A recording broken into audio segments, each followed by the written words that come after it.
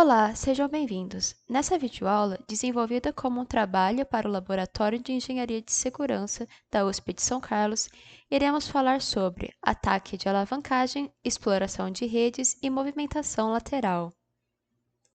Agora vou falar um pouco sobre a estrutura do nosso laboratório. Teremos um ambiente virtual, utilizando o software VirtualBox, que vai ter duas máquinas. Uma que vai agir como um servidor e vai armazenar um servidor bem vulnerável, e outra que vai ser a nossa vítima.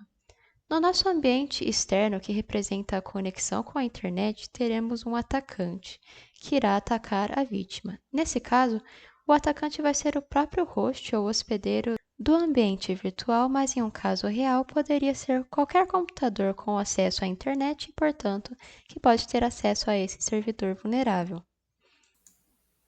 Tudo bem, agora eu vou mostrar como as nossas máquinas virtuais estão configuradas. As máquinas virtuais que vamos utilizar para esse laboratório são a Ubuntu, que vai servir como nosso servidor, e a vítima. Essas duas máquinas vão ser configuradas da seguinte forma: a gente vem em configurações, redes, e aqui a gente deixa habilitado rede NAT. Damos OK. E fazemos a mesma coisa para a máquina da vítima. Dessa forma, as duas máquinas conseguem se comunicar entre si e elas também conseguem enviar mensagens para o hospedeiro. Porém, nessa configuração, o hospedeiro não conhece a rede interna do VirtualBox e, portanto, ele não consegue se comunicar com as máquinas específicas. Ele não consegue se comunicar com o servidor que vai estar nessa máquina. Para ativar isso, a gente tem que fazer a seguinte configuração. A gente vem aqui em Rede, Redes NAT, e vamos ativar o redirecionamento de portas. Nesse caso, a gente vai utilizar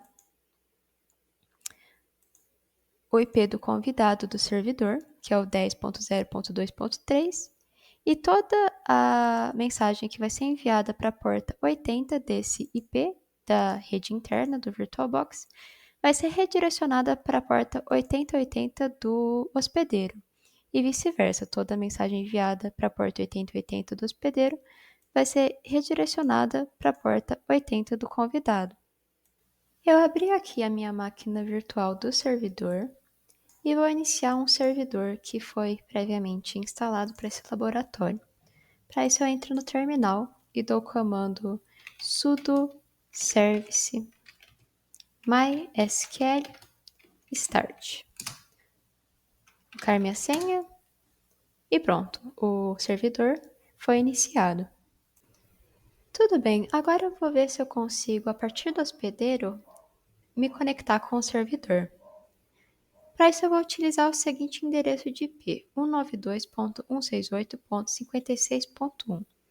Esse endereço foi dado pelo VirtualBox ao hospedeiro por uma conexão que a gente chama de host only, que não é a nossa conexão de rede net, é uma conexão separada.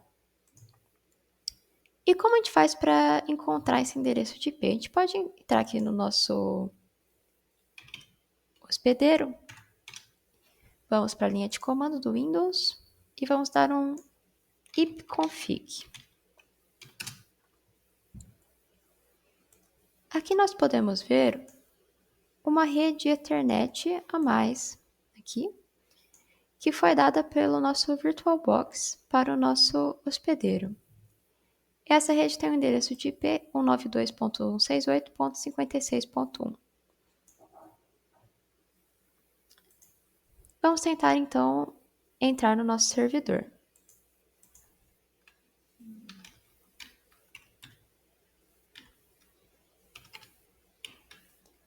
Colocamos nosso endereço de IP, colocamos a porta que ele está escutando e barra DVWA, que é o nome do nosso servidor, then Vulnerable Web Application.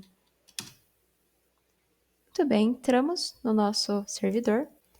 Para esse servidor, nós temos uma configuração de usuário e senha conhecidos. Nesse caso, o nosso usuário é admin e a senha é password. Essa combinação de valores é muito conhecida, então qualquer ataque de força bruta pode encontrar esses valores facilmente. Nós vamos pular essa etapa aqui, mas é isso que nós faríamos em um cenário real. Vamos dar login. Vamos ver, conseguimos acessar o site. Inclusive, o Google avisa que essa senha é muito fraca. E o que é a Then Vulnerable Web Application? A gente pode vir aqui na seção sobre. Esse servidor é feito com o propósito de ser muito vulnerável. O principal objetivo é conseguir ajudar os profissionais de segurança a testar suas habilidades e ferramentas em um ambiente legal. Então, esse servidor foi feito com o propósito de ser hackeado e por isso tem tantas vulnerabilidades.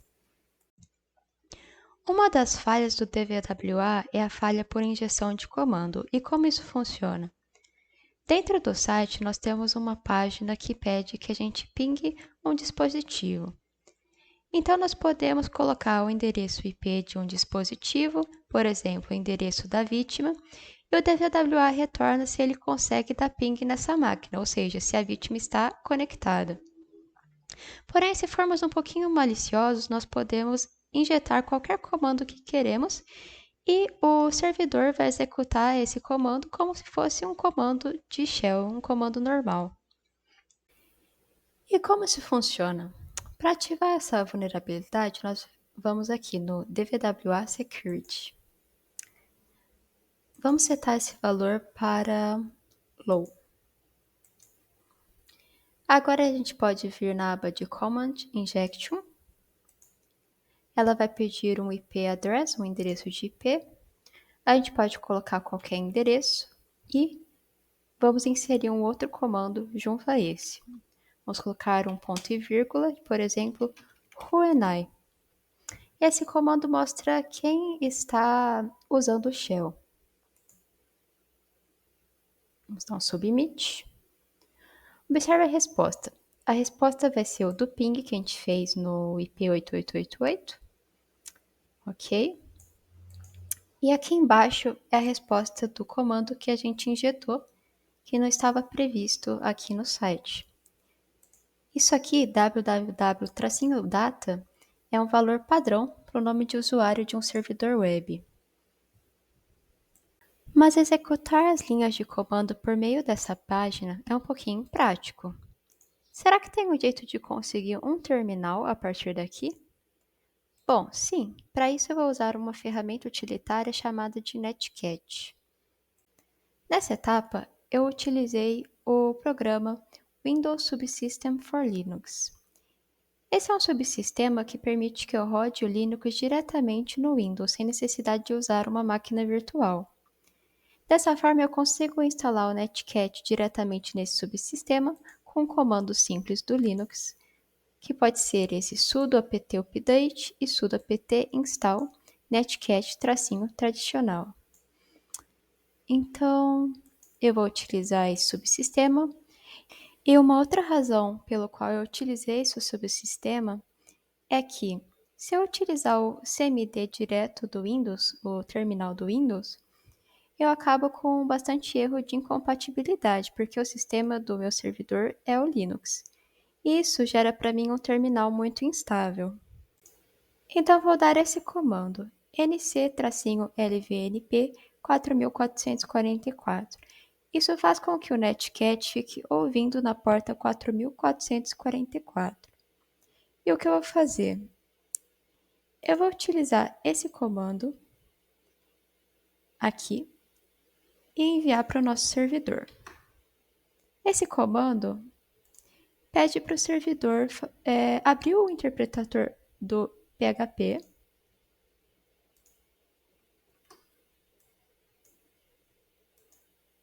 e faz com que ele mande um terminal de volta para o meu shell.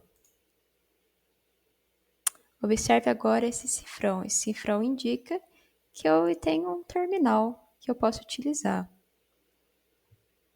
Se eu dar um whoani, www-data.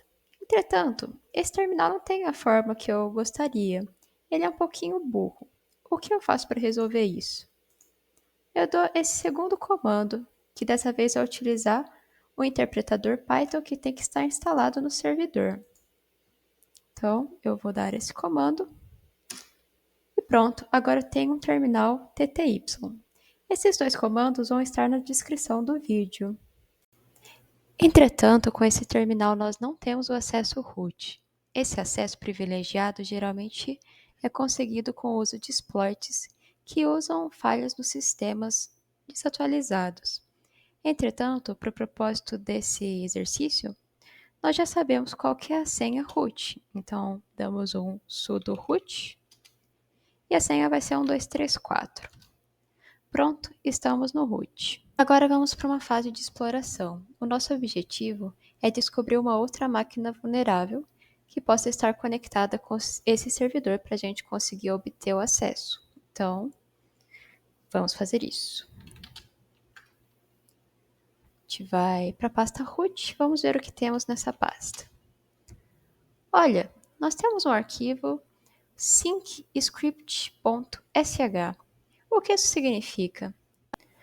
Os arquivos SH contêm linhas de comandos que serão executadas pelo terminal.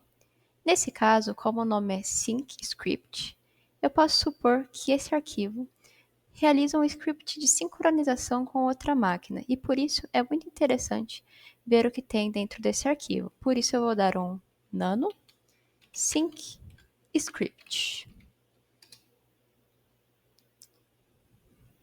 Bom, obviamente aquele comando nano não funcionou, ele travou o meu terminal, isso porque eu não estou realmente no terminal Linux e dá erros de compatibilidade, então eu resolvi só utilizar o cat syncscript.sh para ver o que tem no meu arquivo. E nós temos esse comando aqui, que é executado pela shell. E o que tem de interessante nesse comando? Temos esse IP aqui. Esse IP não é da máquina que eu estou utilizando. O rsync é um comando de sincronização. Ele é utilizado no Linux para transferir e sincronizar arquivos de forma local ou remota. E nesse caso, ele transmite os arquivos de log da pasta root vm2logs para a pasta home server logs de outra máquina que está conectada no servidor. Então vamos tentar uma conexão SSH. Para isso vamos utilizar o seguinte comando: ssh